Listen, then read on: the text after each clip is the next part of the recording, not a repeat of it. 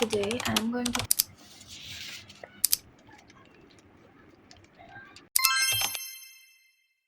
আসসালামু আলাইকুম। আমার এই ইউটিউব চ্যানেলে বেশিরভাগ সময় আমি এডুকেশনাল কন্টেন্ট রিলেটেড ভিডিওগুলো ছেড়ে থাকি। কিন্তু আজকে আমি ডিফারেন্ট কিছু শেয়ার করব, সেটা হচ্ছে ইন্টারন্যাশনাল স্টুডেন্ট হিসেবে আমার ফার্স্ট সোলো ট্রাভেলের experience from Dhaka Bangladesh to Melbourne Australia.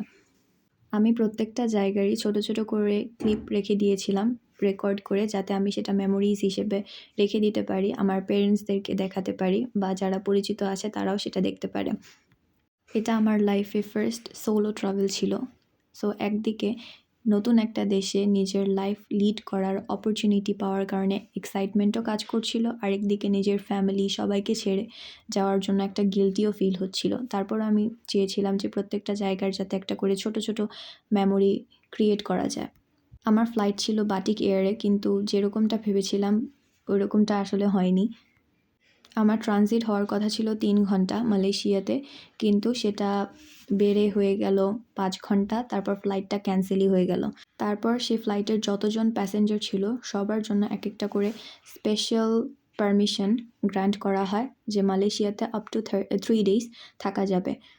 আমাদের সেখান থেকে একটা বাসে করে একটা হোটেলে থাকার ব্যবস্থা করা হয়, সেখানে 1 বা 1.5 ঘন্টার মতো ছিলাম। তারপর আবার প্লেন টেক অফ করা হয় মেলবোর্নের জন্য।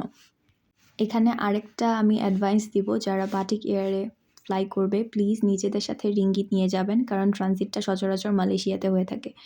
নিজেদের সাথে রিঙ্গিত ক্যারি করবেন, অথবা একটা ইন্টারন্যাশনাল ব্যাংক কার্ড যেগুলো থাকে সেগুলো ক্যারি করবেন। কারণ আমি কোনো ফুড পারচেস করিনি, যার কারণে আমি ভেবেছিলাম যে 3 ঘন্টা ট্রানজিট থাকবে, আমার পুরো দিন না খেয়েই থাকা লেগেছিল। তো 23 তারিখ আমি ফ্লাইটে উঠলেও যদিও আমার 24 তারিখ মেলবোর্নে প্লেন ল্যান্ড করার কথা ছিল, কিন্তু জিনিসটা হয়ে যায় 25 তারিখ। সো এটা ছিল আমার লাইফে ফার্স্ট টাইম ট্রাভেল করার এক্সপিরিয়েন্স।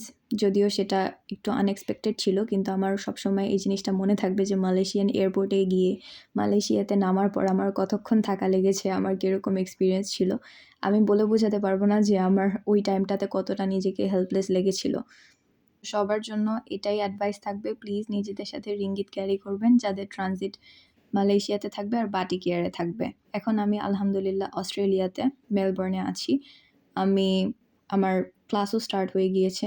ইনশাআল্লাহ লাইফে অনেক নিউ এক্সপিরিয়েন্সও হবে, যেটা আমার পার্সোনাল ডেভেলপমেন্টের জন্য অনেক হেল্পফুল হবে।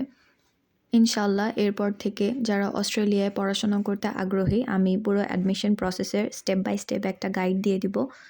আর আমি ট্রাই করব যে আমার যে টিপস অ্যান্ড এক্সপিরিয়েন্সগুলো আছে ডেইলি লাইফের সেগুলো শেয়ার করার।